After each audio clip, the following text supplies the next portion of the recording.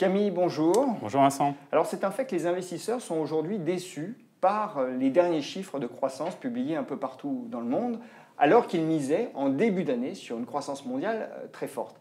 Et pour vous, ce n'est pas une vraie surprise finalement cette déception? En fait, plus particulièrement, c'est la croissance en zone euro qui a déçu, puisque sur le premier trimestre, on est à 0,3, 0,4 en moyenne sur les pays de la zone euro. Et puis le deuxième trimestre ne s'annonce pas fameux non plus. Flamboyant. Exactement. On a les derniers indicateurs PMI qui sont sortis à 15 jours pour le mois de mai, qui ont montré une chute brutale de la dynamique de croissance, notamment en France et en Allemagne. Donc on est dans un mouvement de décélération de la croissance. Où est-ce qu'il va nous emmener? On verra bien. Je pense qu'il y a des incertitudes de ce côté-là. Mais on peut comprendre que la croissance qu'on avait à la fin de l'année dernière, puisqu'on a fini l'année dernière, la croissance en zone euro, ça tournait autour de 2,8%. On se retrouve avec une croissance aujourd'hui qui a fortement décéléré. Alors j'aimerais Camille, qu'on aborde en effet les raisons qui font que finalement il n'y a pas matière à être surpris, parce que pour vous c'était assez évident que la croissance européenne allait décélérer, et puis j'aimerais évidemment qu'on traduise ça en termes d'investissement. Mais pour vous, j'ai lu un peu ce que vous avez écrit récemment, la clé c'est qu'on n'a pas investi en Europe ces dernières années. En fait, depuis la crise, on est à un retard considérable par rapport aux États-Unis notamment. Alors, c'est tout à fait ça. Si on regarde, encore une fois, la croissance de la fin de l'année dernière, on est très au-dessus du potentiel actuel de la zone euro, selon la plupart des études qui sont menées sur ce sujet, pour définir quelle est la croissance de long terme de la zone. On est entre 1 et 1,5%. Donc, pas besoin d'être un génie pour se dire que quand on est à pratiquement 3% de croissance sur un trimestre, avec une accélération telle qu'on a eue sur 2017, il y a un fort risque sur 2018 de revenir à la moyenne naturelle attendue. Et pourquoi cette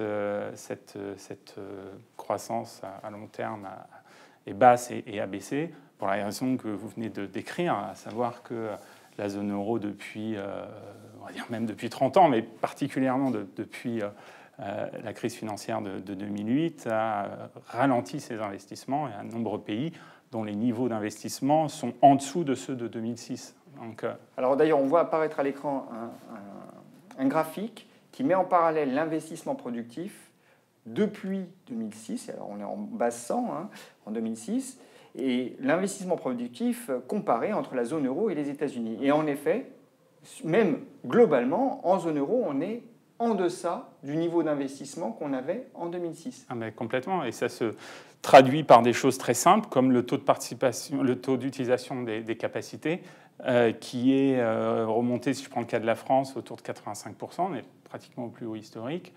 Donc on se retrouve avec un matériel productif qui a vieilli, j'allais dire, et c'est pour ça qu'on a de tels taux d'utilisation des capacités de production. C'est-à-dire qu'aujourd'hui, les entreprises françaises se retrouvent face à une augmentation de la demande au niveau des consommateurs, demande mondiale, et n'arrivent pas à y répondre. Parce qu'on vient de parler des capacités productives, mais au niveau des emplois, c'est la même chose. Alors on peut trouver ça étonnant, puisqu'on a un taux de chômage globalement en Europe qui reste autour de 9%. Mais en fait, ce n'est pas aussi étonnant que ça, c'est qu'aujourd'hui, l'offre de travail n'est pas adaptée à la demande des entreprises. Donc, on a deux éléments aujourd'hui qui ne marchent pas en zone euro. L'investissement des entreprises qui a été trop faible par le passé, et on va dire la main-d'œuvre qui n'est pas assez qualifiée pour répondre aux nouveaux emplois. Et ça a pour conséquence directe un plafonnement de la croissance et, on l'a vu sur les dernières semaines, un ralentissement important des perspectives pour cette année. Bon, à ça, bien sûr, se sont ajoutés des éléments conjoncturels qu'on connaît tous, comme les tensions commerciales de notre ami Trump, les problématiques en Italie, etc. Bon, mais ça vient se surajouter à une tendance de fond qui est que la croissance en zone euro est limitée pour les éléments. Mais ça veut dire que les actions européennes ne peuvent pas offrir des performances mirobolantes dans ce contexte? Non, alors il faut quand même voir une chose, c'est que même si la croissance ralentit, comme je le disais, on était proche de 3% en rythme annualisé à la fin de l'année dernière, Aujourd'hui, on est plus proche de 2%. C'est quand même une croissance relativement élevée qui permet aux entreprises d'augmenter leurs résultats. Et aujourd'hui, les perspectives bénéficiaires telles qu'attendues par les analystes sont en hausse de 10% sur 2018. Donc on a ici quand même un facteur de soutien aux actions qui était en place l'année dernière, qui se met encore plus en place, j'allais dire, cette année sur les entreprises européennes. Donc c'est un facteur de soutien, tout ça dans un cadre de valorisation sur les actions européennes qui n'est pas très tendu. Donc il faut, à mon avis, distinguer deux choses entre la dynamique de croissance qui s'essouffle pour les raisons dont on a parlé. Ça ne veut pas pour autant dire qu'on va tomber en récession. Voilà. Et donc les entreprises dans ce contexte-là, qui sont des entreprises, les grandes entreprises sont des entreprises mondialisées, vont chercher de la croissance partout dans le monde. Et je rappelle que le consensus sur la croissance des pays émergents, c'est 5% cette année, par exemple. Néanmoins, Camille, vous êtes vous-même revenu à un avis neutre sur les actions. Oui, alors européenne. Tout à fait. Alors, pour plusieurs raisons, mais pour moi, la plus importante, c'est justement ce ralentissement à venir de la croissance et donc le questionnement que ça implique chez les investisseurs. Les investisseurs, ils ont tendance un petit peu à s'emballer dans un sens comme dans l'autre.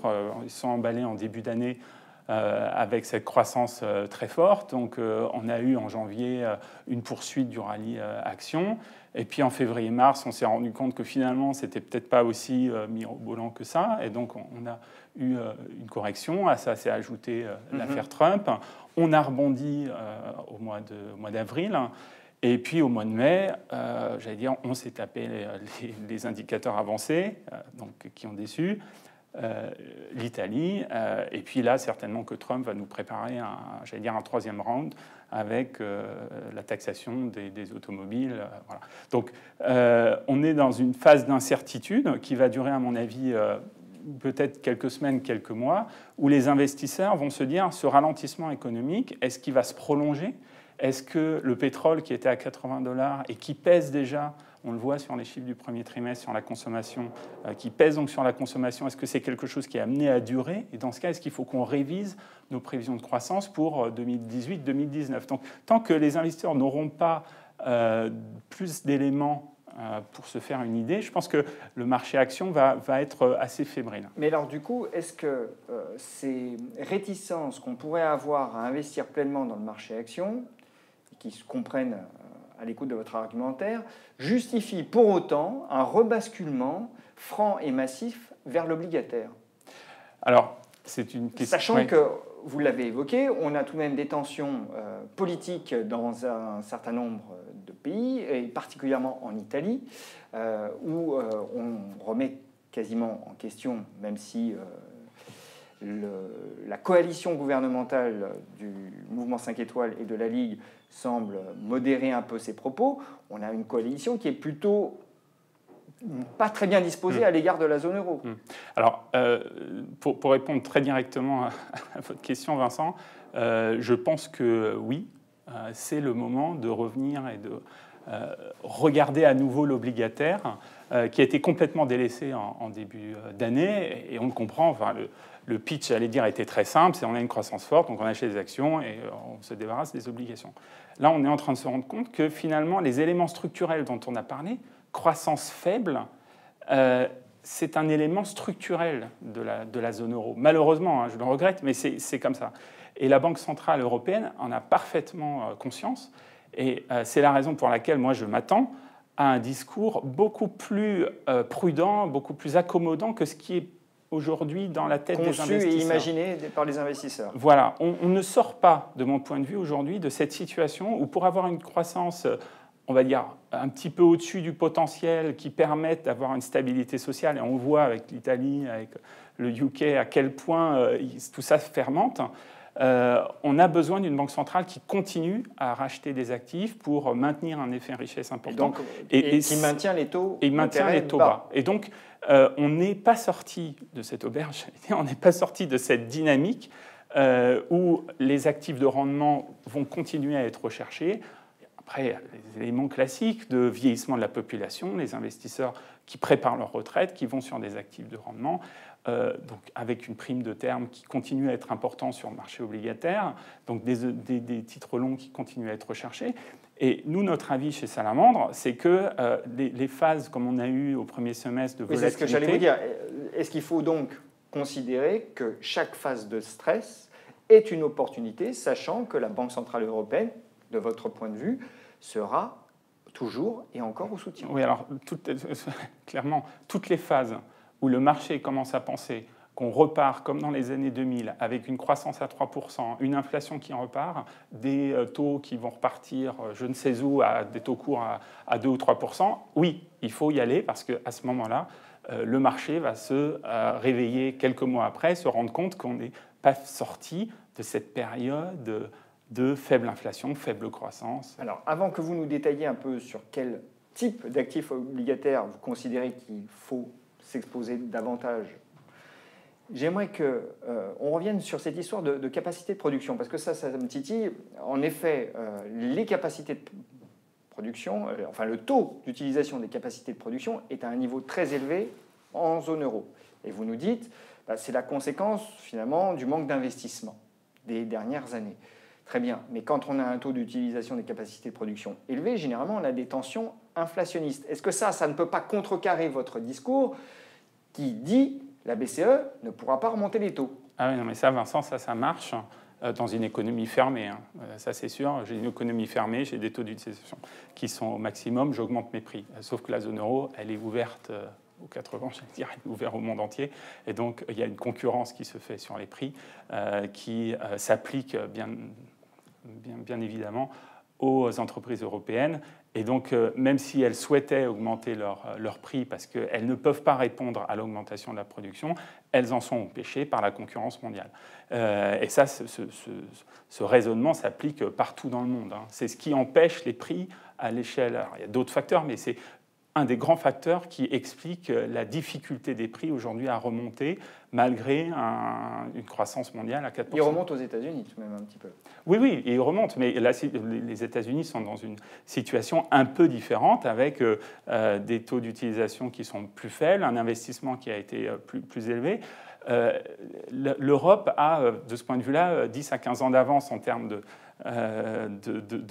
C'est pas pour le meilleur. Ouais. Pas pour le meilleur, c'est-à-dire que les États-Unis ont le même problème en termes de vieillissement de la population. On se rapproche plus des Japonais que des Américains. Exactement, si vous voulez, vous avez le Japon, l'Europe et les États-Unis qui vont suivre. Ça, c'est un phénomène qui frappe baisse de la croissance potentielle sur tous les pays. Si j'extrapole ce que vous dites, on est condamné à des taux d'intérêt bas pendant très longtemps. Alors, on n'est jamais condamné à rien. Il y a des choses qui peuvent se passer. Les Japonais le sont. Hein. Oui, ils le sont. Et ils le sont parce que, pour des raisons principalement, encore une fois, liées à la baisse de leur population active. Hein, c'est quelque chose qui est très important et qu'on voit aussi en Allemagne et qui explique beaucoup de l'attitude et de la stratégie économique et financière allemande. Mais, encore une fois, on n'est pas condamné. Il peut se passer des choses. Si je regarde le verre à moitié plein, la tendance populiste qu'on a aujourd'hui dans le monde entier, en tout cas sur les pays développés, peut peut-être amener nos gouvernements à réfléchir et à regarder les choses d'un autre œil, parce que comment le populisme a émergé finalement ces dernières années, il y a des études très sérieuses qui ont travaillé là-dessus, et on voit que c'est lié à la différenciation, au partage des revenus qui est devenu de plus en plus inégalitaire. Et cet élément-là pèse, encore une fois, il y a des études, sur la croissance potentielle de long terme. Donc si, on peut essayer d'être positif dans cet environnement un petit peu difficile, c'est si cette question est traitée, si aujourd'hui, par exemple, prenons un exemple très concret, l'Italie, là, le 28 juin, on a un Eurogroupe, donc on va avoir M. Conte, le nouveau président du Conseil italien, qui va faire ses premiers pas sur la scène internationale. Il a une oreille attentive de la part de ses confrères et qu'on permet à l'Italie, pourquoi pas, d'avoir un petit peu de marge au niveau budgétaire, ça sera déjà un bon signe parce que derrière, je ne suis pas un fervent admirateur de ce qui se passe en Italie, mais certains éléments que je trouve intéressants, par exemple la mise en place d'un salaire, d'un revenu minimum, c'est des éléments qui font que l'échelle de revenus peut peut-être devenir un petit peu moins inégalitaire et, in fine, cela contribue à la croissance de demain. Alors, je ne veux pas vous presser, Camille, mais on a déjà parlé plus d'un quart d'heure et il faut qu'on en arrive à la conclusion. Alors, sur le marché obligataire, comment investissez-vous? Alors, question simple, réponse simple. Aujourd'hui, on investit principalement sur la dette high yield et la dette financière, notamment les compagnies d'assurance. On trouve qu'aujourd'hui, notamment avec le repricing qu'on a eu sur le premier semestre, il y a des fenêtres de tir, j'allais dire, sur les obligations d'assurance. Et je parlais d'Italie tout à l'heure. Je pense que l'Italie offre de belles perspectives en termes obligataires. Alors, dans une perspective de moyen terme, hein, j'exclus absolument pas, et je pense même que ça va se produire, qu'on aura des nouvelles tensions. J'ai jamais vu une crise de marché qui était réglée en 2 jours. Voilà, qu'il faut mettre à profit pour les investisseurs qui sont, comme on dit, buy and hold, qui tiennent jusqu'à maturité, ou les investisseurs qui ont du temps devant eux, l'obligataire italien, alors les entreprises italiennes, les banques italiennes qui sont en train de faire un grand travail pour nettoyer leurs créances douteuses, me paraissent intéressants. Et c'est ce que, en fait, chez Salamandre, on a fait pas plus tard que la semaine dernière pour profiter de la baisse du marché. Camille, merci. Merci Vincent.